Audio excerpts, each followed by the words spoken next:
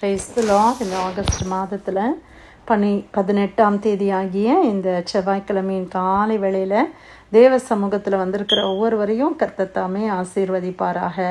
இந்த நாளிலும் நம்ம தியானிக்கிற கர்த்தருடைய வார்த்தை நம்முடைய பரிசுத்த வேதாகமத்தில் 2 கொரிந்தியருக்கு எழுதின நிருபம் 12ஆம் அதிகாரம் 8-9 வசனங்கள். 2 Corinthians chapter 12 verses 8 and 9. அது என்னை விட்டு நீங்கும்படிக்கு நான் 3 தரம் கர்த்தரிடத்தில் வேண்டிக் கொண்டேன். அதற்கு அவர், என் கிருபை உனக்கு போதும், பலவீனத்திலே என் பலம் பூரணமாய் விளங்கும் என்றார். அல்லேலூயா. கர்த்தருடைய அருமையான இந்த வசனத்துக்காக இந்த காலை வேளையில் நம்ம தேவனை ஸ்தோத்திரிக்கலாமா? அப்போஸ்தலனாகிய பவுலுடைய வாழ்க்கையில் அவர் அந்த முந்தின வசனத்தை நான் வாசிக்கிறேன். நாம் அதை அறிந்து கொள்வதற்கு வசதியாக இருக்கும். அல்லேலூயா. இப்படிப்பட்டவைகளை குறித்து மேன்மை பாராட்டுவேன், ஆனாலும் என்னை குறித்து என் பலவீனங்களிலே அன்றி வேறொன்றிலும் மேன்மை பாராட்ட மாட்டேன். சத்தியமானதை நான் பேசுகிறேன். நான் மேன்மை பாராட்ட மனதாக இருந்தாலும் நான் புத்தியீனன் அல்ல. ஆனாலும் ஒருவனும் என்னிடத்தில் காண்கிறதற்கும் என்னாலே கேட்கிறதற்கும் மேலாக என்னை எண்ணாதபடிக்கு அப்படி செய்யாதிருப்பேன். அன்றியும் எனக்கு வெளிப்படுத்தப்பட்டவைகளுக்குரிய மேன்மையின் நிமித்தம் நான் என்னை உயர்த்தாதபடிக்கு என் மாம்சத்திலே ஒரு முள் கொடுக்கப்பட்டிருக்கிறது. என்னை நான் உயர்த்தாதபடிக்கு அது என்னை குட்டும் சாத்தானுடைய தூதனாய் இருக்கிறது. அது என்னை விட்டு நீங்கும்படிக்கு நான் 3 தரம் கர்த்தரிடத்தில் வேண்டிக் கொண்டேன். அதற்கு அவர், என் கிருபை உனக்கு போதும், பலவீனத்திலே என் பலம் பூரணமாய் விளங்கும் என்றார். ஆகையால் கிறிஸ்துவின் வல்லமை என் மேல் தங்கும்படி என் பலவீனங்களை குறித்து நான் மிகவும் சந்தோஷமாய் மேன்மை பாராட்டுவேன். அந்தபடி நான் பலவீனமாய் இருக்கும்போதே பலமுள்ளவனாய் இருக்கிறேன்.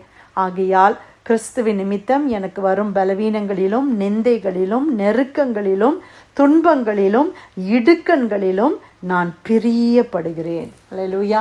அப்போஸ்தலனாகிய பவுல் எவ்வளோ பெரிய ஒரு ஊழியக்காரர்ல, அநேக சபைகளை ஸ்தாபித்து அநேகரை கர்த்தருக்குள்ள வழிநடத்தின ஒரு பெரிய அப்போஸ்தலன்.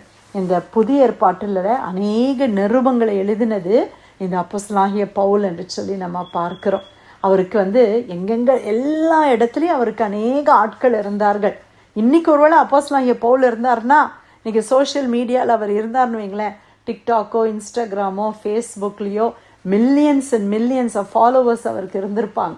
அவ்வளோ பேர் பெற்றவர். அவ்வளோ தூரம் கர்த்தருக்காக ஆண்டவருக்காக வைராக்கியமாக சத்தியத்தை சத்தியமாக பேசி அடையாளங்கள் அற்புதங்களை செய்து ஊழியம் செய்தவர்.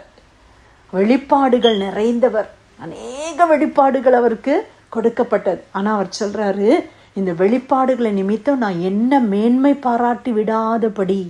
சில நேரத்தில் நம்மளை அறியாமையே நமக்கு பெருமை வந்துடுது. யாராவது ஏதாவது 2 வார்த்தை நம்மளை பற்றி நல்லா பேசிட்டாங்கன்னா, நீங்கள் ரொம்ப நல்லா பாடுறீங்க, நீங்கள் ரொம்ப நல்லா செய்கிறீங்க சிஸ்டர், உங்களை மாதிரி ஒருத்தருமே சமைக்க முடியாது அப்படின்னு யாராவது ஒரு வார்த்தை சொல்லிட்டா உடனே நம்மளுக்கு என்ன வந்துடுது? பெருமை வந்துடுது. அந்த மாதிரி அப்போஸ்தலன் பவுல் சொல்கிறது, இந்த மாதிரி வெளிப்பாடுகளை நிமித்தம் நான் என்ன மேன்மை பாராட்டாதபடி, என்ன இருக்குதுன்னா, நான் என்னை உயர்த்தாதபடி, அன்றியும் எனக்கு வெளிப்படுத்தப்பட்டவைகளுக்குரிய மேன்மையின் நிமித்தம் நான் என்னை உயர்த்தாதபடிக்கு என் மாம்சத்திலே ஒரு முள் கொடுக்கப்பட்டு இருக்கிறது. அவரை உயர்த்தாதபடி அந்த முள் கொடுக்கப்பட்டிருக்குதுன்னு அவரை அக்செப்ட் பண்ணுறாரு. பாருங்களேன், மாம்சத்தில் ஒரு முள். ஒரு முள்ன்றது என்ன பண்ணோம் பிரியமானவர்களே? ஒரு முள், நம்ம எல்லாருக்குமே முள் என்னைக்காவது குத்தி இருக்கும். அட்லீஸ்ட் ரோஜா பூவை பறிக்கும் போதாவது அந்த முள் குத்தி இருக்கும். உடனே நம்ம என்ன சொல்கிறோம்? ஐயோ வலிக்குதே அப்படின்னு சொல்கிறோம். கொஞ்சம் ரத்தம் வருது. அது என்ன செய்யுது? அந்த முள் நம்மளை அப்படியே குத்துது, அப்படியே நம்மளை கஷ்டப்படுத்துது, அப்படியே நம்மளை இரிட்டேட் பண்ணுது. அது நம்மளை அன்கம்ஃபர்டபுளாக நம்மளை வச்சுருக்குது. அந்த முள் யாருக்குமே முள் பிடிக்கிறது இல்லை. ரோஜா மலர்னால் நமக்கு பிடிக்குது, ஆனால் முள் நம்ம யாருக்கும் பிடிக்கிறது இல்லை. அப்போஸ்தலனாகிய பவுல் சொல்கிறார், என் சரீரத்தில் ஒரு முள் கொடுக்கப்பட்டிருக்குது. என் சரீரத்தில் ஒரு முள் இருக்குதுன்னு சொல்கிறார். அது என்னதுன்னு நமக்கு தெரியல. ஏதோ ஒரு பலவீனம் அவர் சரீரத்தில் இருந்திருக்குது. அதை குறித்து தான் அவர் சொல்லுகிறார். முள் கொடுக்கப்பட்டிருக்கிறது. என்னை நான் உயர்த்தாதபடிக்கு அது என்னை குட்டும் சாத்தானுடைய தூதன். அது அப்படியே என்னை குட்டுது. என்னை சாத்தானுடைய தூதனை மாதிரி இருக்குது. அப்படியே ஒரு பிசாசின் போராட்டம் மாதிரி இருக்குது. அந்த முள் என்னுடைய சரீரத்தில் இருக்குது. அதை குறித்து என்ன செய்தேன் என்று சொல்லுகிறார் 8ஆம் வசனம். அது என்னை விட்டு நீங்கும்படிக்கு நான் 3 தரம் கர்த்தரிடத்தில் வேண்டிக் கொண்டேன். பெரிய அப்போஸ்தலன், அவர் ஜெபித்து அநேகருக்கு சுகம் கிடைச்சது. அவருடைய கர்ச்சிஃபை தூக்கி போட்டாராம். அந்த கர்ச்சிஃப்ல இருந்து தேவ வல்லமை கடந்து சென்று அநேக சுகத்தை பெற்று கொண்டாங்க. மரித்து போன அந்த யூட்டிகஸ் அவனை ஆண்டவர் அப்போஸ்தலன் பவுல் மூலம் உயிரோடு எழுப்புறார். அவ்வளோ அற்புதங்களை செய்தவர் சொல்றாரு. நான் அதை வேண்டிக் கொண்டேன். என்கிட்ட இருக்கிற இந்த முள் ஆண்டவரே நீங்கிருட்டோம் ஆண்டவரே, இது ரொம்ப கஷ்டமா இருக்குப்பா, இந்த பலவீனம் என்னை ரொம்ப கஷ்டப்படுத்துது, என்னால் உங்கள் ஊழியத்தை செய்யவே முடியலப்பா, இந்த பலவீனம் வந்தால் நான் ரொம்ப சோர்ந்து போயிடுறேன் ஆண்டவரே, இது நீங்கிருட்டோன்னு சொல்லி 1 தடவை இல்லை 2 தடவை இல்லை 3 தரம் அவர் வேண்டிக் கொண்டாராம். இங்கிலீஷ் பைபிளில் இருக்கு, he pleaded with the Lord, கெஞ்சுகிறாராம். அப்பா எப்படியாவது இந்த பலவீனம் நீங்கிரட்டும், எப்படியாவது இந்த முள் என்னை விட்டு அகன்று போயிடட்டும், இன்னும் அதிகமாக நான் உங்களுக்காக ஓடுவேனே, இந்த பலவீனம் மட்டும் என் வாழ்க்கையில் இல்லைனா இன்னும் எவ்வளோ கர்த்தருக்காக நான் செய்வேனே, இதை நீக்கிருங்க ஆண்டவரே, இது என்னை விட்டு போயிடட்டும் ஆண்டவரே, இதுலேருந்து எனக்கு ஒரு விடுதலையை கொடுங்கப்பான்னு சொல்லி அவர் ஜெபிக்கிறார். அதுக்கு ஆண்டவர் என்ன பதில் கொடுத்தாரா? அதற்கு அவர், என் கிருபை உனக்கு போதும், பலவீனத்திலே என் பலன் பூரணமாய் விளங்கும் என்றார். அல்லேலூயா. ஆண்டவர் என்ன சொன்னாரா? என் கிருபை உனக்கு போதும்பா, நீ எப்பெல்லாம் பலவீனமாக இருக்கிறியோ அப்பெல்லாம் என் பலன் உன் மேலே நிழலிடும், அது பூரணமாக இருக்கும். உடனே அப்போஸ்தலன் பவுல் என்ன சொல்கிறார்? ஆகையால் கிறிஸ்துவின் வல்லமை என் மேல் தங்கும்படி என் பலவீனங்களை குறித்து நான் மிகவும் சந்தோஷமாக மேன்மை பாராட்டுவேன். அந்தபடி நான் பலவீனமாக இருக்கும்போதே பலமுள்ளவனாக இருக்கிறேன். அல்லேலூயா. ஆகையால் கிறிஸ்துவின் நிமித்தம் எனக்கு வருகிற பலவீனங்களிலும் நிந்தைகளிலும் நெருக்கங்களிலும் துன்பங்களிலும் இடுக்கண்களிலும் நான் பிரியப்படுகிறேன். I rejoice. எனக்கு இதெல்லாம் வர்றதில்லை, நான் பிரியமாக இருக்கிறேன். ஏன் தெரியுமா? என்னுடைய தேவனுடைய பலன் பூரணமாய் விளங்குது. எப்போ நான் என் சரீரத்தில் பலவீனமாக இருக்கிறேனோ அப்போ கர்த்தருடைய பலன் என் மேலே இறங்குது.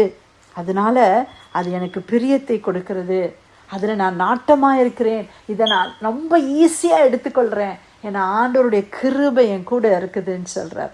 இன்னைக்கு பிரியமானவர்களே, இன்னைக்கு உங்களுக்கு கொடுக்கப்பட்ட முள் எது? நம்ம எல்லாருக்கும் ஏதோ ஒரு முள் கொடுக்கப்பட்டிருக்கிறது. நிறைய நேரம் நம்ம என்ன செய்கிறோம்? ஆண்டவரே இந்த முள்ளை எடுத்துட்டு போட்டுருங்க, ஆண்டவரே இது எனக்கு ரொம்ப கஷ்டமாக இருக்குது. ஒரு வேளை ஒரு நபராக இருக்கலாம், இல்லை நம்ம சரீரத்தில் உள்ள ஏதோ ஒரு பலவீனமாக இருக்கலாம், ஏதோ ஒரு சூழ்நிலையாக இருக்கலாம், ஏதோ ஒன்று நமக்கு முள் மாதிரி சாத்தா என்ன பண்ணுறோம்? அப்படியே குட்டிக்கிட்டே இருக்கிறோம். அது போகிற மாதிரி இருக்குது. சில நேரத்தில் நல்லா ரிலீஸ் ஆகி ஃப்ரீயாக இருக்கிறோம், நல்லா இருக்குது நம்ம லைஃப்னு நினைக்கிறோம். திடீர்னு திருப்பியும் அதே காரியம் வந்துடுது. அது ஒரு முள் மாதிரி குத்திக்கிட்டே இருக்குது. அது நம்மளை மேன்மை பாராட்டாதபடி நம்மளை அது நம்மளை அப்படியே ஒரு ஸ்டாண்டர்டில் நம்மளை வச்சுருக்குது போல். அப்படி தான் அப்போஸ்தலன் பவுல் எடுத்துக்கிறார். ஆமேன். அவர் போய் ஆண்டவர்கிட்ட ஜெபம் பண்ணுற போது ஆண்டவர் என்ன சொல்கிறாங்க? என் கிருபை உனக்கு போதும். இன்றைக்கி அதே வார்த்தையை கர்த்தர் நமக்கிட்ட சொல்கிறார். என் கிருபை உனக்கு போதும் மகனே, என் கிருபை மாத்திரம் உனக்கு இருந்தால் போதும் மகளே. உன்னுடைய பலவீனத்தில் என்னுடைய பலனை நான் தர்றேன், அது பூரணமாக தர்றேன். நீ எப்பெல்லாம் பலவீனப்பட்டு எப்பெல்லாம் ஆண்டவரே என்னால் இது முடியல, என்னால் இதை தாங்கவே முடியலப்பா அப்படின்னு சொல்லி நம்ம கேட்குறோமோ அப்பெல்லாம் கர்த்தருடைய தெய்வீக பலன் நம்முடைய சரீரங்களில், நம்முடைய ஆவியில், நம்முடைய ஆத்மாவில் அது கடந்து நம்மளை பலப்படுத்துகிறதற்காய் கர்த்தரை நாம் ஸ்தோத்திரிக்கலாமா? என்னுடைய முள்ள தேவன் எடுத்து போடாததற்கு அநேக ரீசன்ஸ் இருக்குது. இன்றைக்கி நம்ம நினைக்கிற விதமாக கர்த்தர் நம்மளுக்கு ஜெபத்திற்கு பதில் கொடுக்காததுக்கு ஆண்டவருக்கு நிறைய ரீசன் இருக்குது. ஒருவேளை அந்த முள்ளை எடுத்து போட்டுட்டா நம்ம இன்னைக்கு ஆண்டவரை தேடுவோமோ இல்லையோ, ஆனால் அந்த முள் இருக்கிறதுனால தான் நான் இன்னும் என்ன செய்கிறேன்? ஆண்டவரை தொடர்ந்து பிடிச்சி ஜெபிச்சுக்கிட்டே இருக்கிறேன். கர்த்தருடைய பாதத்தில் நான் இருக்கிறேன். அதிகாலையில் நான் ஆண்டவர்கிட்ட தேடி ஓடி வர்றேன். அந்த முள்ளெல்லாம் இல்லாமல் எல்லாம் லைஃபெல்லாம் ஸ்மூத்தாக போகும்போது நான் பாட்டுக்கு என் வேலையை பார்த்துக்கிட்டு ஜாலியாக இருந்தோம். ஆனால் இந்த முட்கள் எல்லாம் என்ன செய்துச்சு? இன்றைக்கி நம்மளை ஆண்டவர்கிட்ட நெருங்கி வர செஞ்சிருச்சு இல்லை? அதற்காக கர்த்தரை ஸ்தோத்திரிக்கலாமா? ஆண்டவர் நம்ம வாழ்க்கையில் கொடுத்த முள் நம்மளை குட்டும் சாத்தனுடைய தூதனாய் இருந்தாலும் தேவ கிருபை நம்மளை தாங்கி நடத்துகிறதற்காக கர்த்தருக்கு நன்றி செலுத்தலாமா? 2 கொரிந்தியர் 12ஆம் அதிகாரம் 8-9 வசனங்கள். அது என்னை விட்டு நீங்கும்படிக்கு நான் 3 தரம் கர்த்தரிடத்தில் வேண்டிக் கொண்டேன், அதற்கு அவர், என் கிருபை உனக்கு போதும், பலவீனத்திலே என் பலன் பூரணமாய் விளங்கும் என்றார். தேவன் கொடுத்த வசனத்துக்காய் கர்த்தருக்கு நன்றி செலுத்தி பிரேயர் லைன்ல வந்திருக்கிற யாராவது ஜெபிக்கலாமா?